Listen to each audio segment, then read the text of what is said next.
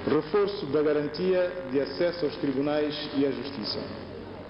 A proposta de revisão constitucional consagra o princípio da celeridade das decisões judiciais como meio de garantia do efeito útil das sentenças judiciais, concretizando-se desta forma a garantia do acesso aos tribunais como corolário do princípio do Estado de Direito. Reforça-se ainda a necessidade de a administração da justiça ser exercida com profissionalismo, efetividade, responsabilidade, integridade, objetividade e isenção.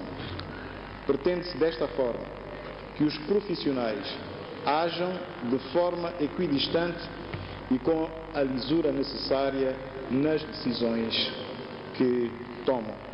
O Tribunal Constitucional é já órgão do Poder Judicial, podendo receber recursos dos cidadãos sobre decisões do Supremo Tribunal de Justiça, desde que a questão a resolver se restringe à apreciação da inconstitucionalidade ou ilegalidade. Consagra-se a possibilidade do Tribunal Constitucional apreciar preventivamente a constitucionalidade e legalidade dos tratados e acordos internacionais.